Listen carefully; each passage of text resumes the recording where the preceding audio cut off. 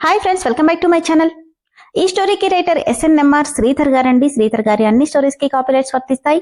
ఆయన పర్మిషన్ లేకుండా యూట్యూబ్ లోనే కాదు మరే ఇతర సోషల్ మీడియా నెట్వర్క్ లో కూడా ఆయన స్టోరీస్ ని అప్లోడ్ చేయడానికి వీల్లేదు.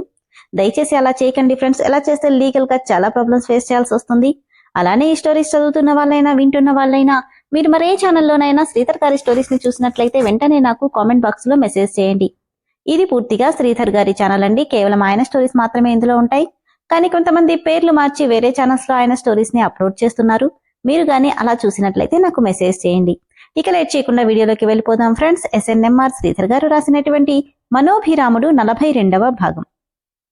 అందుకే నువ్వు నాకు నచ్చలేదు, అస్సలు నచ్చలేదు, ఐ హేట్ యూ అంటూ మత్తుగా కళ్ళు మూసేసింది మను. నీళ్ల తడికి వెంట్రుకలన్నీ ఫేస్ కి అంటుకుపోయి ముఖమంతా వింతగా మెరుస్తుంటే, బాడీ మొత్తం వాటర్లో ఉండడం వల్ల నడుము దగ్గర నగ్నంగా కనిపిస్తుంటే, తడిచిన బ్లౌజ్ లో నుండి తీర్చిదిద్దినట్టుగా ఉన్న బిగుతైన పొంకం మైమరపిస్తూ ఉంది అభిరామ్ని.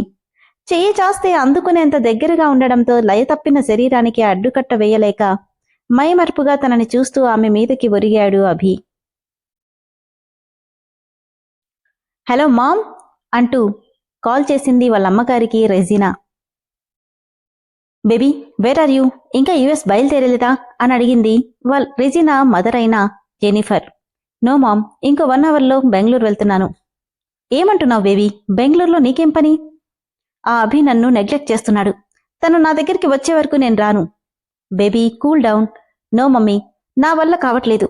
నాకు అభి కావాలి. తనంతట తానుగా నా దగ్గరికి రావాలి. అంతవరకు నేను రాను.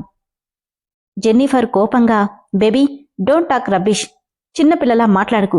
నువ్వు రమ్మంటే రావడానికి అభి అందరిలాంటివాడు కాదు. తనకు నచ్చితేనే ఏదైనా చేస్తాడు.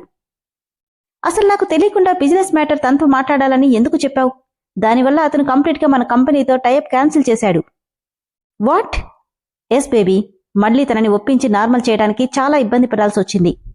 ఇప్పుడు నువ్వు తన దగ్గరికి వెళ్లే ప్రయత్నాలేవీ చెయ్యకు అని జెన్నిఫర్ కోపంగా చెప్తే, అంటే నన్ను నోరు మూసుకుని వచ్చేయమంటావా?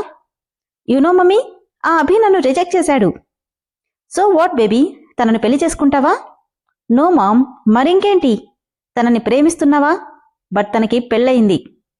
మామ్, నాకు పెళ్లి చేసుకోవడం ఇష్టం లేదు, బట్ అభి మాత్రం నాకు కావాలి. సరే, ముందొక పంచేయి. ఫస్ట్ ఇక్కడికి వచ్చేయి. ఇంకో 1 మంత్లో నేను ఇండియా రావాల్సింది. అప్పుడు అభితో నువ్వు డైరెక్ట్గా మాట్లాడచ్చు. ఇప్పుడు నువ్వు తనని కలవాలని చూసినా తను కలవకపోవచ్చు. నా మాట విను అని జెన్నిఫర్ సీరియస్గా చెప్పడంతో, ఓకే మామ్, మార్నింగ్ బయలుదేరుతాను.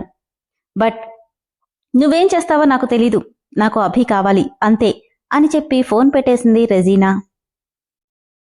ఎర్లీ మార్నింగ్ ఒళ్ళు విరుచుకుంటూ నిద్రలేచిన మనుకి బాడీ అంతా పెయిన్గా అనిపించి మత్తుగా కళ్ళు కూడా తెరవాలని చూస్తున్నా తెరవలేకపోతుంది. అతి కష్టంగా లేచి కూర్చొని చుట్టూ చూసి ఒక్క క్షణం షాక్ అయింది. ఎందుకంటే తను అభి రూంలో ఉంది. నేనిక్కడికెలా వచ్చాను అనుకుంటూ పైకి లేస్తుంటే తన డ్రెస్ చూసుకుని కళ్ళు తేలేసింది. ఇదేంటి, నా డ్రెస్ ఇది కాదు కదా? అవును, నిన్న మేము పార్టీకెళ్ళాం కదా, అక్కడి నుండి ఇంటికెలా వచ్చాను? నా డ్రెస్ ఎవరు మార్చారు అనుకోగానే ఒళ్లంతా గగురు పుట్టినట్టుగా అయిపోయింది మనుకి. అంతలో డోర్ ఓపెన్ అయిన సౌండ్ రావడంతో అటువైపు చూసిన మనుకి కోపంగా తననే చూస్తూ నిలబడ్డ అభి కనిపించాడు. అంతే, ఒక్క ఉదుటున లేచి నిలబడింది. తన కళ్లల్లో కనిపిస్తున్న కోపం చూస్తుంటే టెన్షన్తో మాట పెగలట్లేదు మనుకి. డోర్ క్లోజ్ చేసి తన వైపుకు ఒక్కో అడుగు ముందుకేస్తుంటే తన ఊపిరి ఒక్కో క్షణం తగ్గిపోతున్నట్టు అనిపిస్తుంది మనుకి. హ్యాండ్స్ ఫోల్డ్ చేసుకుంటూ తన దగ్గరికొచ్చి, ఏంటలా చూస్తున్నావని అడిగాడు. అదేంటంటే డోర్ ఎందుకు క్లోజ్ చేశారు? కొన్ని 4 గోడల మధ్య ఉండాలి, నలుగురిలో కాదు. అంటే ఆ మాటలకి మీనింగ్ అర్థమవ్వక, నిన్న పార్టీ నుండి ఇంటికెప్పుడొచ్చాం, అసలు ఎలా వచ్చాం అని అడిగింది. ఓ, అసలు పార్టీలో ఏం జరిగిందో కూడా గుర్తులేదా నీకు? తనకంతా గందరగోళంగా అనిపిస్తుంటే, లేదు, నాకేం గుర్తులేదు. అయితే ఏం జరిగిందో నేను చెప్తాను అని నిన్న నైట్ పార్టీలో నువ్వు ఫుల్లుగా మందు తాగి చిందులేశావు అనగానే కళ్ళు పెద్దవి చేసుకుని కోపంగా, ఏంటి, నేను డ్రింక్ చేశానా? నో, మీరు అబద్ధం చెప్తున్నారు. నేను డ్రింక్ చేయడమేంటి? నాకలాంటి అలవాట్లు లేవు. నమ్మట్లేదా? రాత్రి వరకు నేను అలానే అనుకున్నా, కానీ నువ్వు కనిపించేంత సాఫ్ట్ కాదు, చాలా హార్డ్ అని నిన్ననే తెలుసుకున్నా.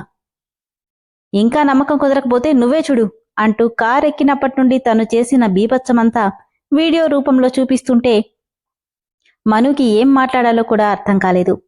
అభి వైపు ఫోన్ వైపు మార్చి మార్చి చూస్తుంది. ఒకచోట అభి మీదకెక్కి తన ముఖం మీద ముద్దులు పెట్టడం, తన మీద పడుకోవడం, ఒకచోట చేతులు పైకెత్తి వయ్యారంగా నిలబడ్డం చూస్తుంటే తనే చూడలేకపోతుంది. చిచి, అసలు తనేనా అనిపించేలా ఉంటే కళ్ళల్లో నుండి నీళ్లొచ్చేశాయి మనుకి. ఇది నేను అక్షరాలా నువ్వే. రాత్రి తమరు చేసిన హంగామా దెబ్బకి మొబైల్ హోల్డర్లో కెమెరా ఆన్ అయి మొత్తం రికార్డ్ అయింది. తల దించుకుని ఐఎమ్ సారీ, కానీ నిజంగా నాకు అలాంటి అలవాట్లు లేవు, నన్ను నమ్మండి, అసలేం జరిగిందో నాకేం గుర్తులేదు అని ఏడుస్తుంటే దొరికాక ఎవరైనా ఇలానే మాట్లాడతారు అని అభి అంటే కన్నీళ్లతో నేను నిజమే చెప్తున్నానండి. చారడేసి కళ్లల్లో కనిపిస్తున్న కన్నీళ్లు చెక్కిల మీదకి జాలువారుతుంటే గమ్మత్తుగా అనిపించి అలానే చూస్తుండిపోయాడు అభి. అంతలోనే ఏదో గుర్తొచ్చినట్టు నా డ్రెస్ ఎవరు చేంజ్ చేశారు అని ఒక్కో పదం కూడబలుక్కుంటూ అడిగింది మను. ఎవరో ఎందుకు చేంజ్ చేస్తారు, నేనే చేశాను అనగానే ఏంటి మీరా? అంటే రాత్రి నన్ను కట్టుకున్న భార్య కళ్ల ముందు అంత సెక్సీగా అందాలు ఆరబోస్తుంటే కామ్గా కూర్చోవడానికి నేనేమైనా చేతకాని వాణ్ణనుకున్నావా అని అడిగాడు. అంటే రాత్రి మీరు నన్ను ఎస్ బేబీ, ఇంతవరకు మన మధ్య ఉన్న చిన్న దూరాన్ని చెరిపేసి పూర్తిగా నాదాన్ని చేసుకున్నాను అనగానే సముద్ర కెరటాలు ఉవ్వెత్తున ఎగసినట్టుగా అయి ఉప్పెనలా కళ్లల్లో నుండి కన్నీళ్ళొచ్చేశాయి మనుకి. నో, నేను నమ్మను, మీరు అబద్ధం చెప్తున్నారు. అంత అవసరం నాకేంటి? అయినా నేను కాపురం చేసింది ఎవడో పక్కోడి పెళ్లంతో కాదు, ఇంకెందుకు అబద్ధం చెప్పడం? తన షర్ట్ కాలర్ పట్టుకొని యూ ఇడియట్, కాన్షియస్లో లేని నన్ను బలవంతంగా సొంతం చేసుకుంటావా? నువ్వసలు మనిషివేనా అంటే తన చెక్కిళ్ళు గట్టిగా పట్టుకుని ఏయ్ ముద్దపప్పు, నీ మీద నాకన్ని రైట్స్ ఉన్నాయి, తప్పేంటి? అయితే మాత్రం నా ఇష్టంతో సంబంధం లేదా? నేనేమైనా బొమ్మననుకున్నావా? తన నుదుటి నుండి చూపుడు వేలుతో రాస్తూ అవును, నువ్వు బొమ్మవే, డబ్బులిచ్చి కొనుక్కున్న బొమ్మవి. యువర్ మై వైఫ్, నాకు నీ మీద అన్ని రైట్లు ఉన్నాయి, పైగా డబ్బులిచ్చి నిన్ను కొనుక్కున్నాను. అలాంటప్పుడు ఇలా వదిలేయడం కరెక్ట్ కాదనుకుంటా, లేదంటే నాకు లాస్ కదా, ఏమంటావ్ అనగానే సైలెంట్గా కన్నీళ్లతో తలోంచుకుంది మను. మాట్లాడవేంటి? నీ మనసులో ఫీలింగ్ కూడా ఇదే కదా? రాత్రి కూడా నీ బట్టలు విప్పి మరీ నన్నేమైనా చేసుకో అన్నావు, గుర్తులేదా? అదే కదా అన్నావు, లేక గుర్తులేనట్టు నటిస్తున్నావా అని అడిగాడు. నీకు అవసరం ఉంది, నేను డబ్బులిచ్చాను, సో యువర్ మైండ్, నిన్ను నా ఇష్టం వచ్చినట్టు చేసుకోవచ్చు, అంతేగా? అందుకే నైట్ ప్రొసీడ్ అయిపోయాను అని తన గెడ్డం పట్టుకుని తల పైకెత్తి నిజం చెప్పనా అంటూ పైనుండి కింద వరకు చూసి యువర్ సో సెక్సీ అనగాని పైకి కనపడవు కానీ నువ్వు కూడా చాలా కోఆపరేట్ చేశావు, ఎంత బాగా ఎంజాయ్ చేశానో అంటుంటే వినలేక గట్టిగా చెవులు మూసుకుంది మను. ఇక అక్కడ ఉండలేక ఏడుస్తూ వెళ్ళిపోతుంటే వెళ్లకుండా తన చేయి పట్టుకున్నాడు అభిరామ్. కన్నీళ్లతో వెనతిరిగి చూడగానే ఏంటి వెళ్ళిపోతున్నావు, నేను నీకోసమే వచ్చాను. షర్ట్ బటన్స్ తీస్తూ నిద్ర కళ్ళతో చూసినా అప్పుడే విసిరిన మందారంలా ఫ్రెష్గా ఉన్నావు. I want you one more baby అంటూ ముందుకొస్తుంటే చెయ్యి విదిల్చి కొట్టి వెళ్లబోయింది. ఆమె వెళ్లకుండా వెనక్కి లాగి బెడ్ మీద పడేశాడు జై. షర్టు తీసి పక్కన విసిరేసి దగ్గరికొస్తుంటే వెనక్కి జరుగుతూ బెడ్ డెక్కి అడ్డు రావడంతో ఆగిపోయింది. తనెక్కడికి వెళ్లకుండా రెండు చేతులు బెడ్కి అదిమిపట్టి లాక్ చేయగానే ప్లీజ్ నన్నేం చేయకు, వదులు అని ఏడుస్తూ గింజుకుంటుంటే ఇప్పుడు కొత్తగా చేయడానికి ఏముంది బేబీ, జరగాల్సిందంతా రాత్రే జరిగిపోయింది. ఇది జస్ట్ రిలాక్సేషన్ కోసం చేసే regular duty. Don't waste my time. ఒకసారి అందాన్ని రుచి చూశాక ఆగడం చాలా కష్టమంటూ తన పెదవుల వైపు చూస్తూ అందుకోవడానికో రాబోయాడు. ఇంతలో మను అంటూ అరుంధతమ్మ గొంతు వినపడ్డంతో అభిని తోసేసి కిందకి దిగేసింది మను. మోచేతి మీద పడుకుని ఈ ముసల్దానికి పని పాట లేదు, కరెక్ట్ టైంకి వస్తుంది అనుకుంటూ వెళ్ళి డోర్ ఓపెన్ చేయి. మను, నువ్వు ఇక్కడున్నావేంటే? నా పెళ్ళం నా దగ్గరుండక ఇంకెక్కడుంటుంది అన్నాడు అభి. ఉన్నట్టుండి ఇదెప్పటి నుండిరా? నువ్వు రాకముందు నుండి. అసలెందుకొచ్చావు? మను కోసమే వచ్చాను. ఈ పాటికి లేచి పూజ కూడా చేస్తుంది, ఇంకా లేవలేదేంటా అని. రాత్రి కొంచెం ఎక్కువైందిలే అని వెటకారంగా అనగానే షాక్ అయి ఏంటి? అదే మేలుకోవడం పార్టీకెళ్ళాం కదా, అక్కడ లేటైంది. అవునా మను, రామ్మా, ఈరోజు శ్రావణ శుక్రవారం కదా, పూజ చెయ్యాలి. కన్నీళ్లని దిగమింగి వస్తున్నానమ్మమ్మా అని వెళ్తుంటే, ఆగు అనగానే ఆగిపోయింది మను. ఎక్కడికి? ఎక్కడికేంట్రా, చెప్పానుగా పూజ చేయాలని, స్నానమది చెయ్యొద్దా?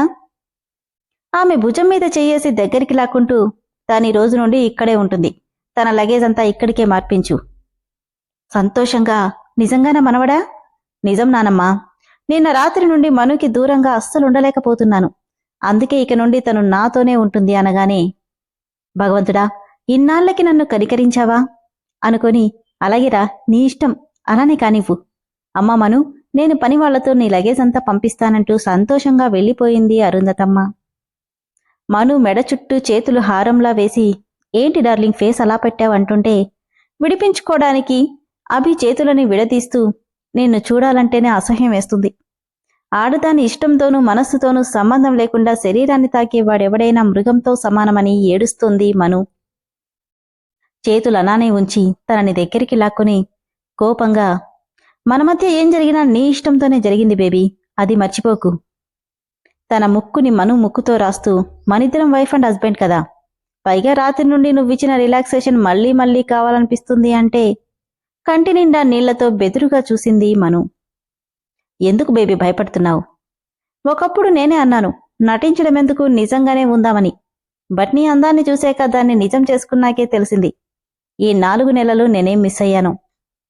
ఆఫీస్లో అర్జెంట్ మీటింగ్ ఉంది, లేదంటే ఈరోజంతా నిన్నసలు రూమ్ దాటనిచ్చేవాణ్ణే కాదు. వెళ్ళు, ఆ ముసల్దేదో పూజ అంటుంది, తొందరగా కానివ్వు, లేదంటే నాకు మూడొస్తే మళ్లీ కష్టం అని ఫోన్ రావడంతో, వెళ్ళి ఫ్రెష్ అవ్వు అని బుగ్గ తట్టి బ్లూటూత్ ఆన్ చేసి మాట్లాడుతూ వెళ్ళిపోయాడు అభిరామ్. జరిగిందాన్ని ఎలా తీసుకోవాలో తెలియక కన్నీళ్లతో వాష్రూమ్కెళ్ళింది మను. షవర్ కింద నిలబడి గుండెల విసేలా ఏడుస్తూ స్నానం చేస్తుంటే, ఒళ్లంతా తెలుస్తున్న బాడీ పెయిన్స్, మెడ దగ్గర పడిన ఘాటుకి వేడి నీళ్లు పడి ఇంకా నొప్పిగా అనిపిస్తూ, రాత్రి జరిగిందాన్ని పదే పదే గుర్తు చేసుకుంటుంది, కానీ ఎంత జరిగినా గుర్తు రాలేదు. తన్నుకొస్తున్న ఆవేదనని ఎలా అనచాలో తెలియక చాలాసేపు అలానే ఉండిపోయింది మను. ఒక్కొక్కరుగా వెళ్లిపోతున్న ఊరి జనాన్ని చూస్తుంటే గుండెంతా మెలిపెట్టినట్టు అనిపిస్తుంది వాసుదేవ శర్మకి. బాధగా నడుస్తూ పాడుపడ్డ బంగ్లా వైపు చూసి మనసంతా భారంగా అయిపోతుంటే తెలియకుండానే బంగ్లా లోపలికి అడుగైపోయాడు. ఇంతలో నాన్నా అంటూ వచ్చి చేయి పట్టుకుంది రాధ. ఏం చేస్తున్నారు నాన్న మీరు? ఒకసారి లోపలికి వెళ్లాలనుందమ్మా. వద్దు నాన్నా, ఇక్కడ భూపతి మావయ్య ఆత్మ తిరుగుతుందని అందరూ అనుకుంటున్నారు. పిచ్చిదానా, నా భూపతేంటో నాకు తెలీదా? వాడి దగ్గర నేను పనిచేశానేమో, కానీ మేమిద్దరం చిన్నప్పటి నుండి ప్రాణ స్నేహితులం. అందుకే ఒకసారి వాడు తిరిగిన ఈ బంగ్లాని చూడాలనిపిస్తుంది. కన్నీళ్లతో, వద్దు నాన్నా, నా మాట విను. లేదమ్మా, నా మనసెందుకో లోపలికి వెళ్ళమని చెప్తుంది. నా మాట విను నాన్నా అంటూ ఆయన్ని వెళ్ళనివ్వకుండా ఆపేసింది రాధ. భూపతి ఆగడాలు ఒకవైపు, పెళ్లి విషయంలో ఎంత చెప్పినా వినని రాధ మొండి వైఖరి ఒకవైపు ప్రశ్నార్థకంగా కనిపిస్తుంటే, విజయరాఘవ కుటుంబాన్ని ఇక్కడికి రప్పించడానికే సిద్ధమయ్యాడు వాసుదేవ శర్మ. వాళ్ళొస్తే ఊరంతా బాగుపడ్డమే కాకుండా రాధ పెళ్లి విషయంలో అది మంచైనా చెడైనా తనొక నిర్ధారణకి వస్తుందనుకున్నాడు. దాంతో రూంలో తలుపులన్నీ వేసి ట్రంకు పెట్టెల్లో తీసిన ఆ పాత పుస్తకంలోని ఫోన్ నెంబర్ వైపు ఒకసారి చూసి, అమ్మా గాయత్రి, ఈ ఊరి సమస్యలకి మీరు రావడమే సరైన మార్గమని నాకనిపిస్తుంది. ఊరి గురించి మాత్రమే కాదు, నా కూతురి కోసం కూడా నేను మిమ్మల్ని కలవాలి. అందుకే ఇన్నేళ్ల తర్వాత నీకోసం ఫోన్ చేస్తున్నాననుకుంటూ వణుకుతున్న చేతులతో నెంబర్ డయల్ చేశాడు వాసుదేవ శర్మ. విన్నారు కదా ఫ్రెండ్స్, అభి మనుతో ఏం చెప్పాడు? మరి అది జరిగిందంతా నిజమేనా? అతను చెప్పిన దాంట్లో నిజమెంత? మను మాత్రం జరిగిన దానికి తనలో తనే కుమిలిపోతుంది. ఇక ప్రజుమ్నపురం విషయానికొస్తే, గాయత్రీదేవిని ఊరికి రప్పించడానికి ప్రయత్నాలు మొదలుపెట్టాడు వాసుదేవ శర్మ. అసలు ఎవరా గాయత్రి? ఎక్కడుంటుంది? ఈ ఊరికి తనకి ఏమిటి సంబంధం? విజయరాఘవ భూపతి తన స్నేహితుడని చంపేశారని అంటున్నాడు. ఎలా చనిపోయాడు? ఇవన్నీ తెలుసుకోవాలంటే తదుపరి ఎపిసోడ్ వరకు వెయిట్ చేయాల్సిందే. ఫ్రెండ్స్, ఈ స్టోరీ మీకు నచ్చినట్లయితే దయచేసి మెంబర్షిప్లో జాయిన్ అవ్వండి ఫ్రెండ్స్. ఎపిసోడ్స్ మీకు రెగ్యులర్గా వచ్చేసాయి. Thank you.